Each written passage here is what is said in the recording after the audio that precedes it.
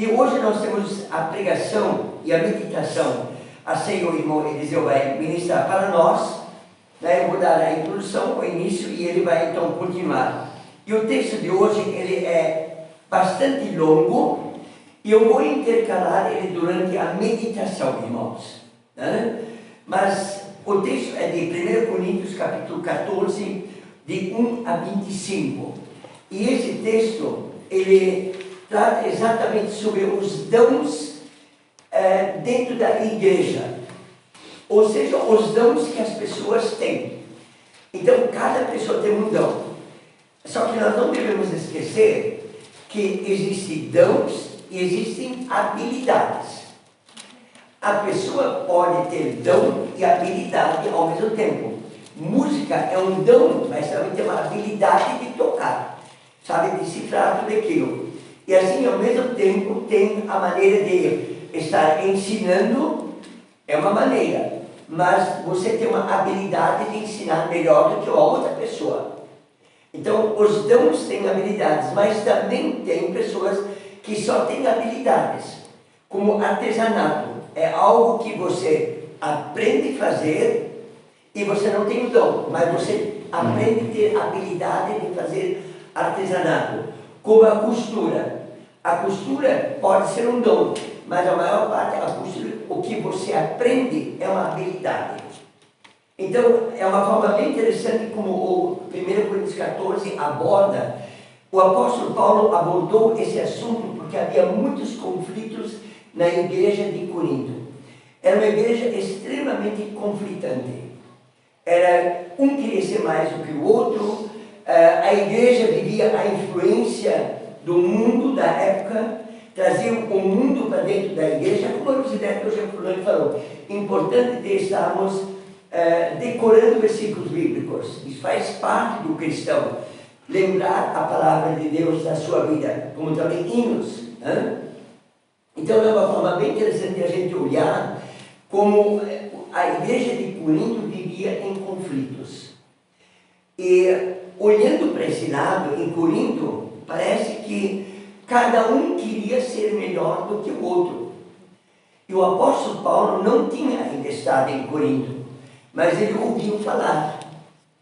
Então ele escreveu abordando exatamente essa situação. Entre 1 Coríntios e 2 Coríntios ele já estava lá. Mas a primeira carta de Corinto ainda não. E aí ele diz, eu ouvi falar, e ele aborda o assunto. Ele não menciona nomes. Não era em forma de uma fofoca ou qualquer coisa, ou comentário. Ele se preocupou em perguntar como está a igreja de Corinto. Antigamente, o pastor Lever, que formou o trabalho de Irmãos de Joinville, ele se informava através de membros mais velhos como é que vai o trabalho de Joinville. Ele não especulava, ele estava preocupado com o trabalho que foi começado com ele, se organizando, se continua dentro daquele temor que ele pregava. Então era uma preocupação, e Paulo tinha esse temor. Como é que está o trabalho de Corinto? Aí ele perguntava, e aí então veio aos ouvidos deles essas desordens.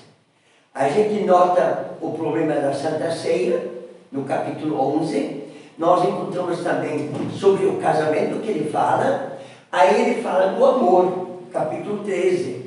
E aí, de repente, quando ele sai do amor, ele entra na questão dos dons. Como é que fica agora o trabalho na igreja? Todos vão ser professores na igreja? Todos vão ser pastores? Não é possível. Então, os dons têm uma qualificação para encaixar uma casa bem ajustada. Então, uma casa bem ajustada, ela tem as paredes retas, ela tem a sua abertura de janela, suas portas, tudo bem colocado. E assim também é os dons espirituais. Isso tem que estar tudo encaixado para que em todas as áreas haja o complemento de uma boa obra. E o apóstolo Paulo aborda isso, né? E esses conflitos eram em função de dons e, sobretudo, ele começa a definir um pouco esses dons. E aí eu coloquei para nós a questão de pensamento mais profundo, a falta de ordem da igreja. Se a gente quer ver um trabalho ir a pique numa igreja, é só não ter ordem. Não ter ordem. As coisas vão se desfazendo e vai um tempo, aquele fogo inflamador, está tudo dentro do oba-oba, mas de repente a falta de ordem começa a estar ausente, e aí quem vai fazer? Quem vai ser isso? Como vai ser isso? E aí começa, não, aí não adianta mais ir porque não tem ordem, não tem orientação certa. E o apóstolo Paulo aborda isso para nós. E aí, essa é uma das questões mais perigosas na igreja, que o apóstolo Paulo detecta nesse texto do capítulo 14. Queriam chamar a atenção com seus dons. As pessoas em Corinto queriam chamar a atenção com aquilo que eles faziam, e aí vem aquela dificuldade. Um queria ser mais do que o outro dentro da igreja. Então, de repente, cada um queria estar na ponta do trabalho. Cada um queria estar, de repente, dentro do relacionamento de fazer marketing ou alguma coisa. Então, isso gerou muitos conflitos. E aí, o que acontece? Buscavam honras para si. Irmãos e irmãs, quando alguém busca honra para si no trabalho de igreja, em primeiro lugar temos que lembrar, igreja é um trabalho praticamente sustentado pelos voluntários. Se não tem voluntários, uma igreja não funciona. O voluntário cada voluntário é um dente na engrenagem. E essa engrenagem precisa funcionar muito bem. Muito bem. Nós em casa tínhamos máquina de cortar trato. E depois meu pai instalou ela elétrica. Cargas da água, entrou um facão junto no trato, e aí ela deu um soco à faca e quebrou um dente da engrenagem. Porque a engrenagem de cortar trato tem duas engrenagens na frente e uma lá dentro, que vai moendo para apertar o trato para baixo, para ela funcionar. E quebrou um dente. E é interessante, a máquina funcionava e fazia trec, trec. E aquele dente que ela tinha que cortar o trato saía assim comprido, e os outros assim. Então ela dava o dobro, mas fazia um barulho. E sabe, irmãos, quando uma igreja começa a trabalhar, cada um procura a sua honra, algum dente da engrenagem está quebrado. Não funciona. E vai começar a fazer barulho. Ou aquela engrenagem vai faltar e a pessoa que é responsável não está lá, então deixa de existir. É mesmo com o nosso trabalho de crianças aqui sábado à tarde. Tudo é bem. E para contar histórias, a pessoa não está lá. Não adianta ter um bom lanche, não adianta ter bons cânticos, mas a pessoa que conta a história não está. Falta algo para completar. Aí você vai enchendo, alguém vai fazer. Uma vez, tudo bem. 2 vezes. E terceira vez, não, a tia que vai contar a história, o professor, tudo aquilo não está. Mãe, não adianta ir lá. Sempre é uma história que a gente não entende direito, porque a pessoa não se preparou. Então, aí que está o grande dilema. A gente quer contar a história, ou a gente quer fazer a coisa e aparecer. E quando a pessoa quer aparecer no trabalho, o apóstolo Paulo quando coloca, aí a igreja começa a desandar. Ela começa a desandar. E se nós olharmos todo o capítulo todo, nós vamos perceber esse grande drama da igreja de Corinto. E era uma igreja que tinha uma influência muito forte de turismo já na época, uma cidade portuária. Nós sabemos como Itajaí tem problema de ser uma cidade portuária, a forma imoral que acontece numa cidade portuária. Também me falaram que Itapuá está começando a ter esse mesmo problema já, a falta de moralidade. E aí tem uma outra questão, ainda numa cidade portuária, ela tinha ainda como Coríntios uma cidade de esporte. Eles faziam as pré-Olimpíadas, para depois acontecer em Atenas. Então lá eles preparavam pré-Olimpíada, para depois fazer. Então, havia uma influência mundial em Corinto, e o apóstolo Paulo se preocupa, e aí ele diz assim: segui o amor e procurai com zelo os dons espirituais, mas principalmente profecias. Aqui a questão profecia não é profetizar algo do amanhã. Aqui a questão profecia é poder chegar a dizer: Flávio, olha, é assim que eu estou vendo na tua vida, aquilo que você me contou, seria o ideal fazer dessa forma. Em outras palavras, em Coríntios capítulo 14, a profecia é estar lado a lado com alguém que precisa aconselhamento. Porque o aconselhamento, eu vou falar com o Flávio, ele me contou um assunto, mas de repente o certo do assunto ficou escondido. Ele não queria deixar transparecer. E eu vou aconselhando e eu vou chegar ali aonde ele quer chegar. E aí ele percebe: espera, mas ele está falando o que eu nem falei, mas é assim que acontece. Muitas vezes nós temos nas pregações, como aconteceu no mês passado, que eu fiz a mensagem blumenau, que eu tenho esse mês, dia 21, outra mensagem blumenau.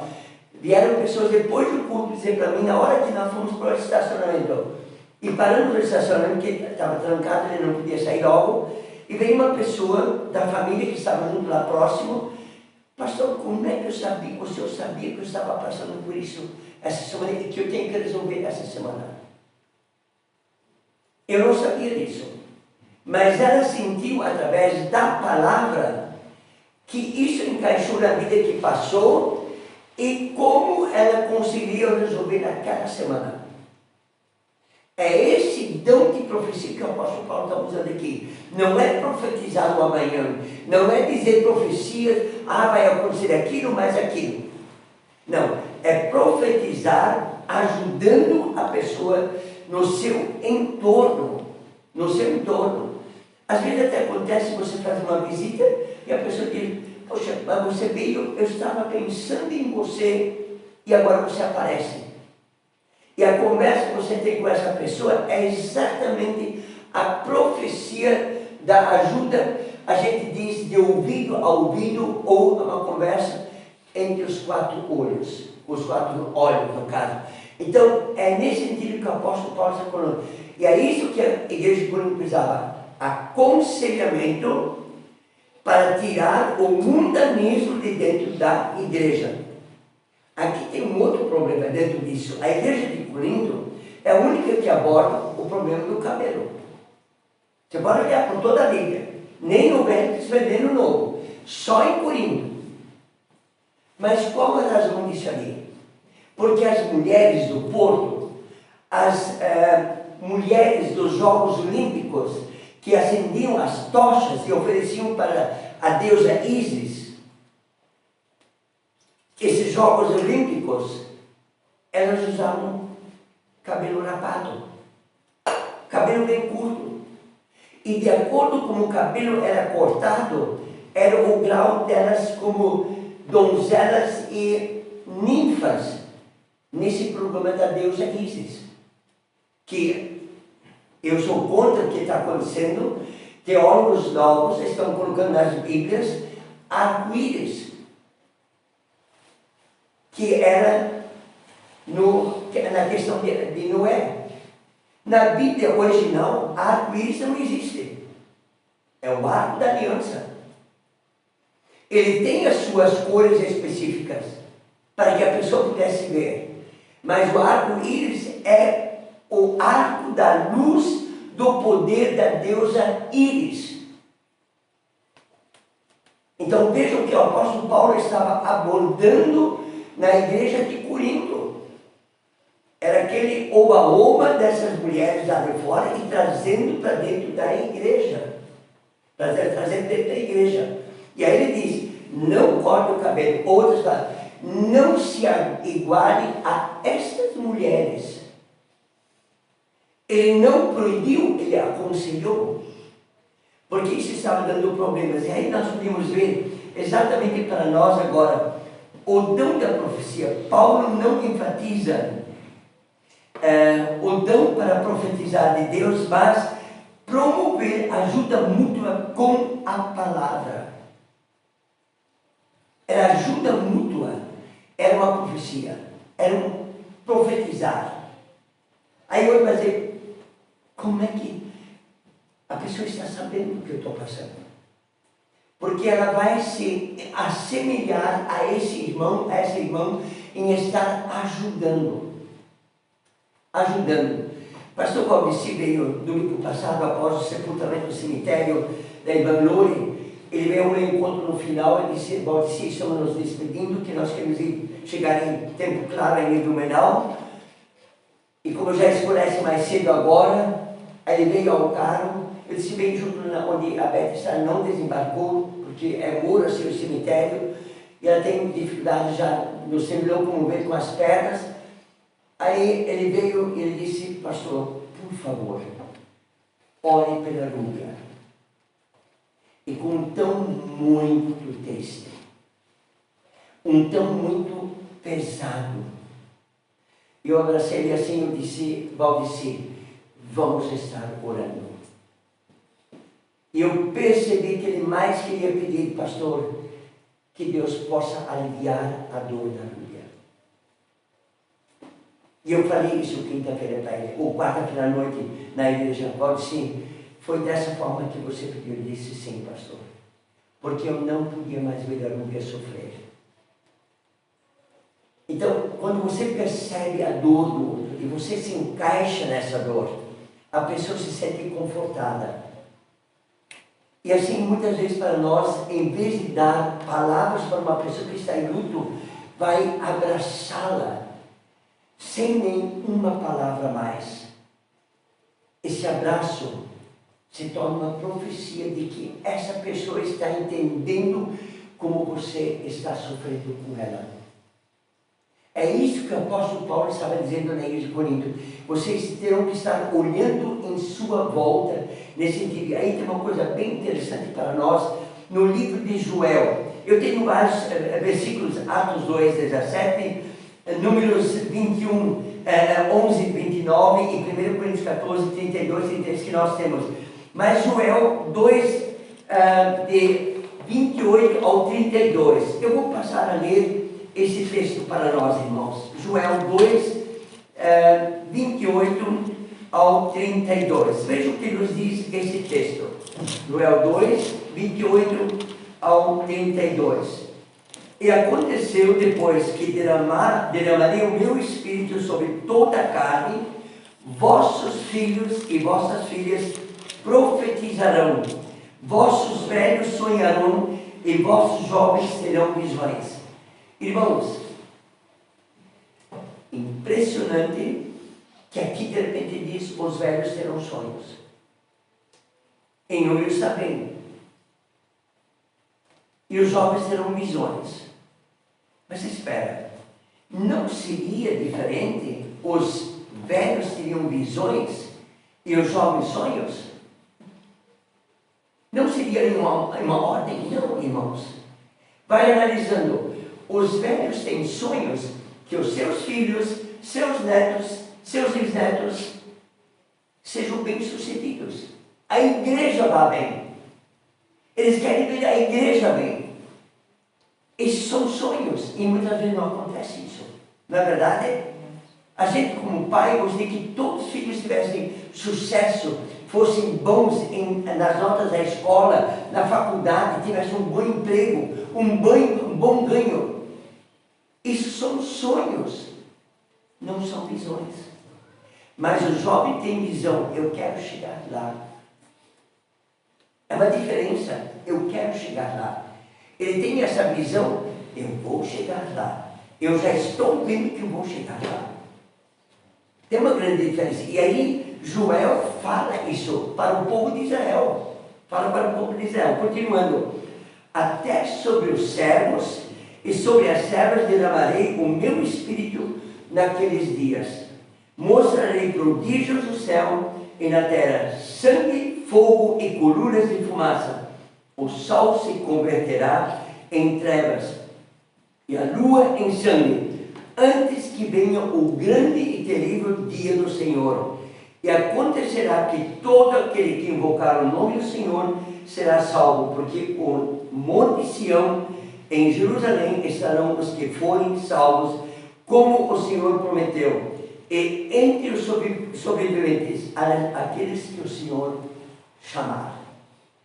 Então, é uma coisa bem interessante que esse texto de Joel, ele fala de profecias, porém é uma profecia exatamente de um estar junto com o outro. E perceber que em Monte Sião haverá algo novo.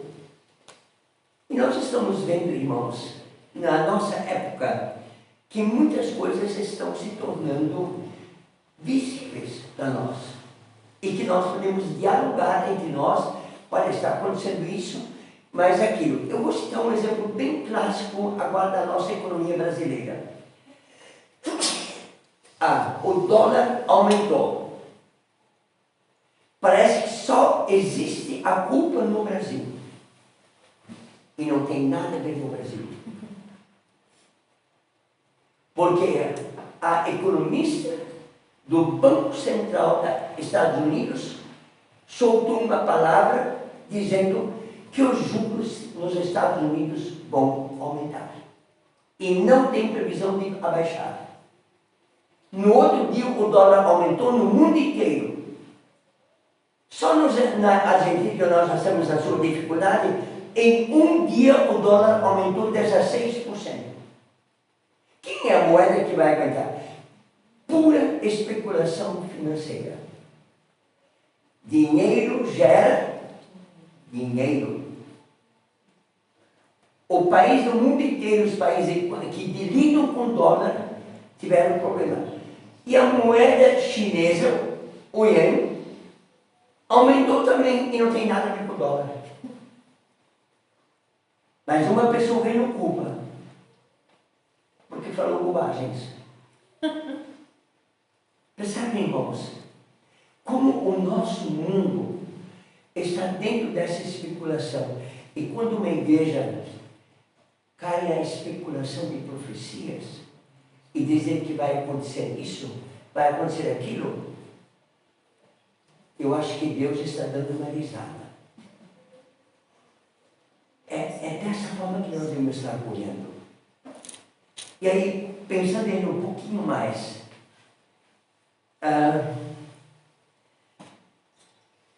essa forma dessa profecia, nós temos que olhar dentro desse texto, o Espírito Santo está agindo.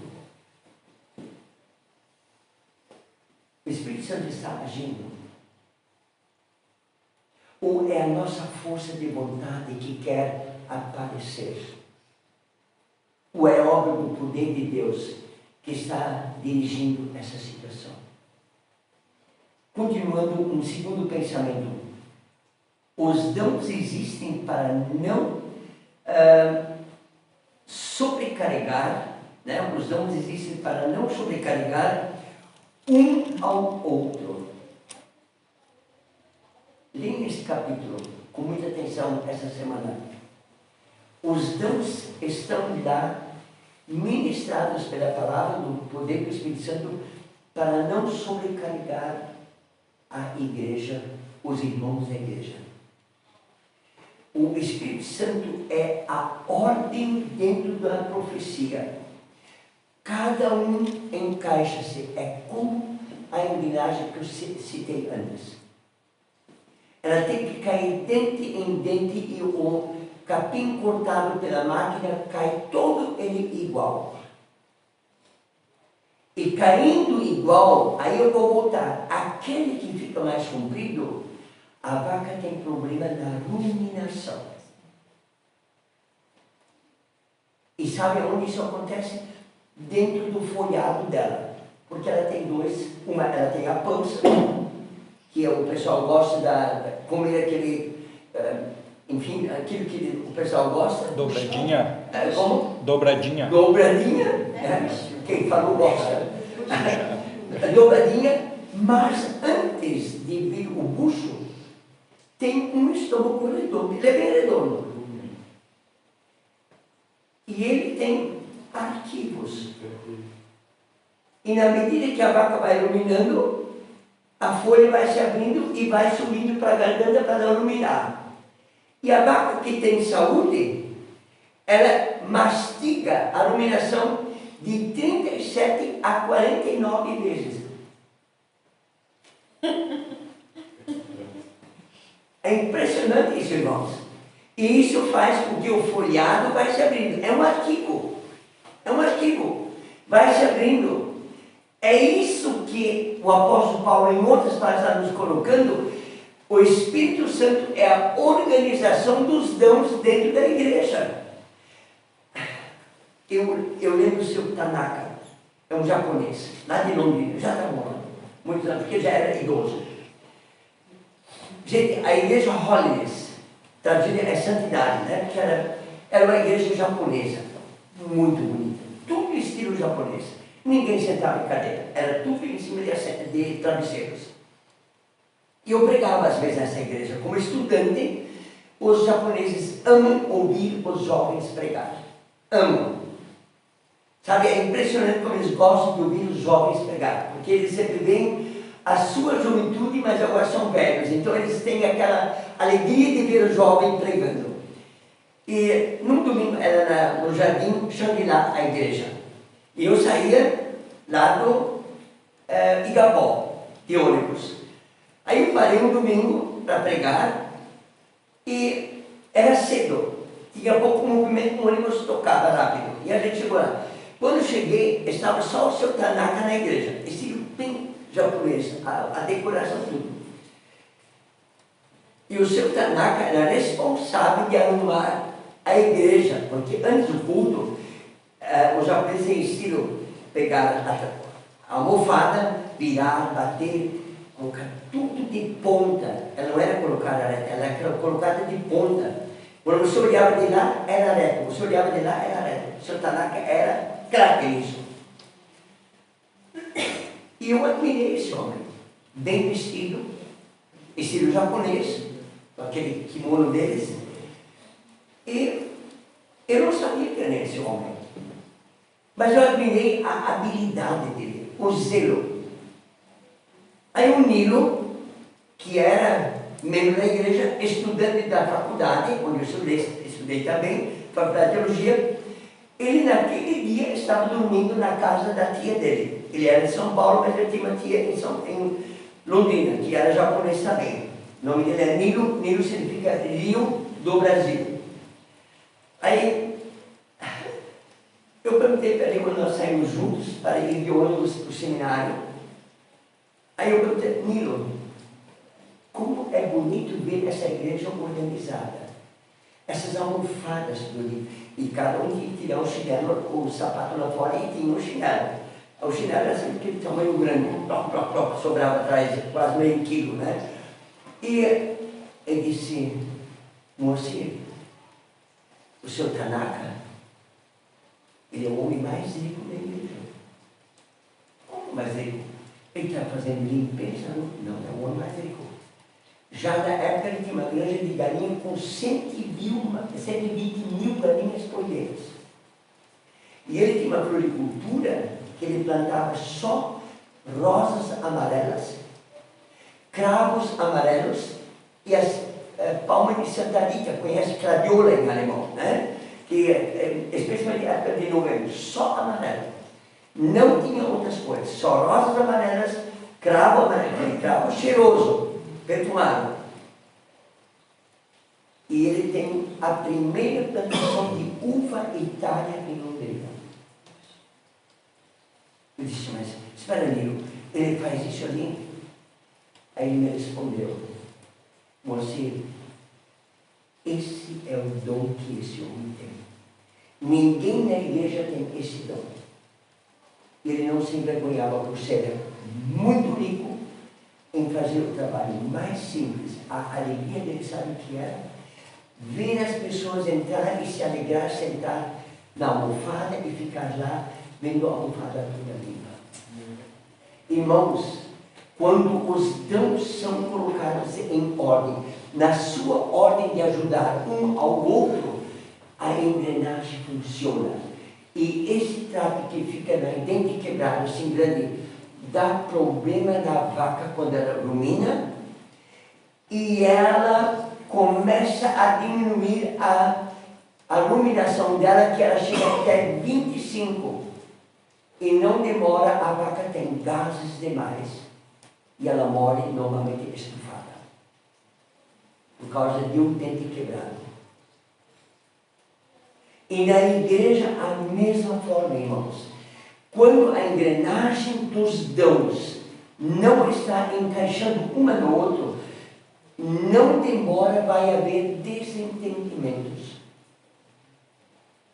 E o apóstolo Paulo está falando isso para a igreja de Corinto, depois que ele fala sobre o dom do amor. Porque aí ele viu que eles estavam prontos para atender. Então, quando o dom do Espírito Santo está no meio disso ali, e aí não há maior, no meio da igreja, um é maior do que o outro, como o falar em línguas. O apóstolo Paulo aborda aqui nesses dons o falar em línguas. Irmãos, eu já citei uma vez esse exemplo. Aqui não é línguas espirituais. O que o apóstolo Paulo está abordando. Corinto é uma cidade extremamente envolvida com linguagens estrangeiras. Extremamente. E eu quero lembrar, assim, quando os nossos passados vieram para o Brasil. Especialmente a minha família agora, lembrando. E isso eu lembrei dos haitianos, que eu tanto lutei para que eles tivessem o culto na linguagem deles. Eu sou a rabeira da família, de idade. Eu já tenho primos e irmãos que já teriam hoje 150 anos. Primos e irmãos. Meu pai já era tio-avô quando ele nasceu.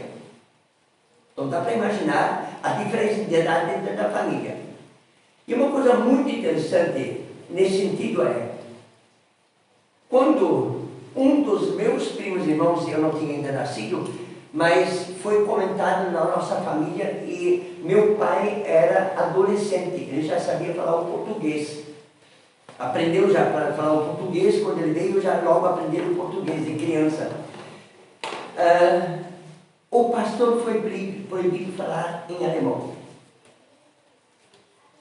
Aí ele foi para Florianópolis e não tinha um curso em português pelo governo.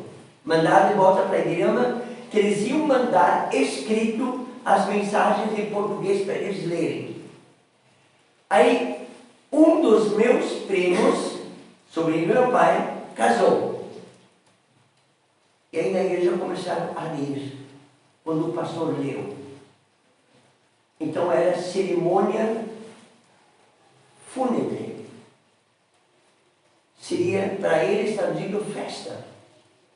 Fúnebre de festa. E eles começaram a ler, a ler. Eles estavam lendo no dia do casamento lá na igreja, a cerimônia fúnebre. Semanas depois, faleceu um primo nosso. E o pastor, o mesmo pastor, leu cerimônia matrimonial, morte. O pessoal começou a ir no cemitério. Quem entendeu o que ele conseguia ler e ele não sabia o que estava lendo. Quando ele aprendeu o português, ele falou em viva voz na igreja, o pastor Chotkos, nome dele, o erro que ele fez e que ele pediu em público perdão para esses familiares que estavam na igreja. É esta língua que o apóstolo Paulo está se referindo. A língua da comunicação. E se você fala em língua espiritual, é para você falar para você mesmo e para você falar para com Deus. Mas não para o público. Porque o público ninguém vai entender. Isso é um dom muito pessoal para louvor e honra e glória a Deus. E o apóstolo Paulo aborda os dois sentidos. Mas o que edifica a igreja é exatamente a linguagem de um entender o outro. De um entender o outro. E isso o apóstolo Paulo coloca para nós, claro. E aí é uma coisa bem interessante. É com Deus e Deus que você fala a língua espiritual. É algo bem pessoal. Eu assisti um culto em Atlanta, onde as pessoas não se conheciam. E, de repente, a mensagem foi muito, muito boa que o pastor usou. Ela foi impactante. E, de repente, no meio da mensagem, uma mulher levanta e fala em línguas estranhas. Ela estava num lado, e no outro lado, era um ambiente que começou um pouquinho maior. No outro lado, uma senhora de Jaraguá do Sul levantou e começou a interpretar a linguagem dessa mulher. E ela colocou bem claro: aqui onde a igreja está sendo aberta, é uma abertura de um trabalho missionário, irá progredir. Agora vem o grosso da meada. Mas o pastor que está aqui é adúltero. Irmãos, o pastor se levantou porque ela estava falando a verdade. Quando Deus age, Ele usa logo o intérprete. É algo para você diante de Deus e você com Deus. Mas quando acontece é porque Deus também quer colocar uma verdade. Em público, esse pastor sumiu. Mas aí depois ele descobriu que ele também já tinha tirado o dinheiro que a igreja tinha arrecadado. Então notam, e quem se tornou depois pastor foi um jovem de Jaraguá do Sul que passou a levar lá para cima. E é uma igreja hoje bem vista e uma igreja viva. É uma igreja missionária muito bem vivida. Então, é aí que nós estamos. Paulo trata a igreja como um corpo. Ele trata a igreja como um corpo. Então, o corpo tem que estar muito bem ajustado na nossa vida. E o nosso corpo, se não está bem ajustado, alguma coisa não vai bem. Não é verdade? Não, o Guardini está com problema no joelho, mas de repente está aqui na coxa. Você está sentindo a dor dele? Você pode entender a dor dele, mas sentir a dor dele não tem. Você pode orar pelo problema dele, mas você não vai sentir esse problema. Você sabe o que está passando. Então, a igreja é um corpo bem ajustado. Essa é a dinâmica de Deus para a igreja. A dinâmica de Deus na igreja é o bom ajuste entre todos. E aí não tem, eu sou mais graduado, eu sou o menos graduado. E aí você fica para cá que é menos e a mais. E aí eu contei esse exemplo do senhor, do irmão Tanaka. Era o homem mais rico da igreja e fazia o trabalho mais humilde da igreja. Essa é uma das questões que o corpo bem ajustado está trabalhando. Agora deixa eu fazer uma pergunta assim para vocês. Como é que está a nossa vida relacionado à igreja que você está aqui? Como é que você pensa nesse ajuste? Você é mais do que o outro? Você quer ser superior do outro? É uma coisa de a gente pensar. É uma reflexão, irmãos. Nós temos que nos refletir muita coisa em cima disso. E um terceiro, para terminar, a igreja, como corpo de Cristo, precisa aceitar a dinâmica dos dons. Nós temos que aceitar. E aí, irmãos, eu gostaria de alertá-los. É muito fácil acabar um trabalho quando a gente começa a falar do dom do outro e que ele não está de acordo com como você gostaria de ter, ou que fosse. Temos que lembrar na igreja, cada um que se envolve naquela dinâmica da igreja, a pessoa sempre quer fazer o melhor e deseja fazer o melhor. Mas para mim, muitas vezes não é o melhor, porque eu quero ser diferente e melhor do que essa pessoa. Essa é uma dinâmica que a gente precisa olhar. O outro está designado ou se prontifica a fazer esse trabalho, é porque ele se prontifica porque sabe. E ele não vai fazer do meu agrado. Ele vai fazer da melhor forma como ele pensa, dentro da dinâmica do seu dom e da maneira como Deus chamou. Isso é muito importante. É a mesma coisa em casa. Pastor Alisson de Blumenau, do nosso grupo de idosos, que é da Missão Evangélica União Cristã, ele vem lá do Rio Grande do Sul, da Nova Santa Rosa, lá embaixo. E ele tem duas irmãs. Uma irmã, vinha ele, e a outra. Então, os pais ensinaram ele, cada um tinha que lavar a louça. A mais velha lavava a louça da manhã, ele tinha que lavar a louça do meio-dia. E ele disse, eu não gostava. Porque aí tinha aquelas panelas de feijão, tinha as frigideiras. E ele disse, eu me sentia como um coitado. E eu sempre achava que minha mãe e meu pai não gostavam de mim porque me colocaram a lavar a louça meio-dia. Mas eu era o filho do meio. E a minha outra irmã lavava à noite. Mas às vezes à noite não tinha louça porque era um lanche rápido e só tinha uma xícara e uma faca e nada mais. Então ela em 5 minutos tinha lavado a louça. E eu ficava 1 hora lá. Aí um dia, ele foi chamado para ser realmente missionário. Aí ele foi estudar aqui em São Bento do Sul, lá em Mato Preto, no CTO. E óbvio que ele se formou e não casou logo.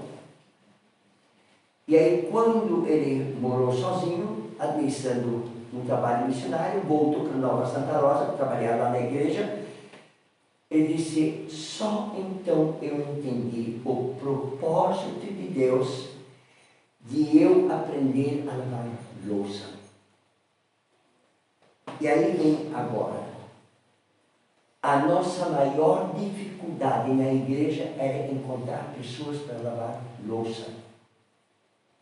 E quando eu vi que eu tinha aprendido em casa, eu comecei a lavar a louça dos nossos encontros. E aí eu percebi o quanto Deus me honrou em aprender a lavar a louça. E como as pessoas se alegravam eu estar junto na igreja. E aí ele diz, e foi no lavar a louça que eu escutava muitas dores das pessoas que ajudavam o que acontecia em casa com seus filhos. E que no lavar a louça ele podia ajudar pais e mães a organizar as crianças a aprender a lavar louça. Eu me achava um pobre coitado. Percebe a dinâmica que Deus tem atrás dos dons? Lá na frente, Ele quer usar cada um de nós para se encaixar nessa engrenagem. E aí eu quero colocar aqui, é entender a obra do Espírito Santo e a sua ação. A ação do Espírito Santo não é agora. Ela vai chegar. Ela é uma dinâmica de ensinamento aos poucos. E ela só vem na medida que você está pronto para assimilar o que o Espírito Santo quer nos ensinar. E aí vem, irmãos, dê uma avaliada. O que você faz em casa e como isso reflete na igreja quando você está envolvido no trabalho. Eu quero citar o encontro dos casais aqui. Foi dito bem claro, o pastor foi muito bom. A mensagem foi muito boa. A dinâmica tudo foi muito bom. E aí no final a pessoa disse, pastor, o frango estava ó. Só no final ele falou dos frangos. Aí eu disse, bom, o que o Valdir e o Eliseu fazem no forno é difícil a gente encontrar. Vocês percebam fechou o quê? Com o sabor. A igreja é o sabor no mundo em que nós vivemos. E nós somos os alvos desses sabores. Nós podemos dar um bom paladar ao outro, como também podemos dar o quê? Um arudo, azedo e ruim. Porque arudo, azedo e ruim é cômico. Você tem que engolir várias vezes para ver se sai aquele gosto azedo. É isso a dinâmica da igreja. E para terminar, os dons é o nutriente que Deus dá para o crescimento da igreja. Cada um de nós temos o nosso dom. Às vezes ele é tão pequeno que quase não se percebe. Mas cada dom é o nutriente da existência da igreja. E as igrejas deveriam refletir exatamente esse nutriente. Esse nutriente. O Alfredo hoje me falou uma coisa interessante. Eu com o Alfredo, quando a gente conversa alguma coisa, como cabe em caixa. Eu ganhei canos de PVC de 300 para fusar no muro e plantar morangos lá dentro. Porque na horta não tem mais lugar. Então agora o muro vai ganhar o seu lugar. E aí o Alfredo disse para mim, pastor, e aí compra aquele nutriente que eles também usam na água para criar morango só na água. E você colhe morangos bonitos. E às vezes a gente não sabe que a pessoa usa esse nutriente e não diz o que é, mas colhe morangos maravilhosos. Vocês percebem? Você vê aqueles morangos bonitos, a folha com flores lindas, saudáveis, mas você não sabe o quê? O segredo que está na raiz. É isso que a igreja deveria ser. O mundo lá fora deveria nos ver andando no trabalho, na escola, em casa, em todos os lugares. E eles deveriam se perguntar, mas cara, que é isso? Eles são tão diferentes, o que é que eles têm? E para nós o nutriente é o quê? A palavra de Deus movida pelo Espírito Santo. Isso o mundo natural não consegue entender, irmãos. Isso só nós conseguimos entender. Mas eles querem perguntar, e aí nós vamos testemunhar o que é o fertilizante na nossa vida. É a palavra sendo usada através do Espírito Santo na minha vida, na sua vida, na vida da igreja. Essa é a dinâmica do crescimento da igreja. E para terminar, irmãos, lembrando, são princípios para crescer na fé. Os dons espirituais. São princípios para nós crescer na fé. Tudo muito bem ajustado, uma engrenagem funcionando para que nós podemos ruminar, ou seja, meditar na palavra e que a palavra não se torne um tropeço para nós, mas torne o quê? Um motivo de crescimento. E aí eu quero concluir. Aceitar os dons nos desafiam a viver o amor de Deus. E esse amor de Deus é eterno. Se somos desafiados nos nossos dons a viver o amor de Deus, não se esqueçam. E aí eu quero repetir em rápidas palavras, permanece, porém, após capítulo 13, o amor, a fé, a esperança, não é isso? Mas o amor é o maior. E eu falei hoje para o irmão Alfredo isso e disse bem claro, a fé, quando eu morrer, acabou. É uma verdade. Vou lembrar do Moacir, do pastor. Mas quando eu morrer, a fé acabou. E quando eu morrer, também não vou lembrar da esperança. Acabou.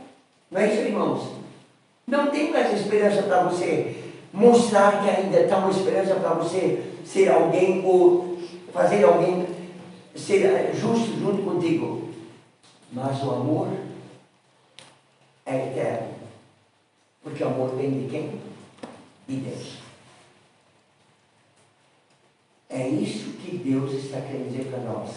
Que a igreja seja um motivo de crescimento para mostrar ao mundo da minha presença através do poder do Espírito Santo.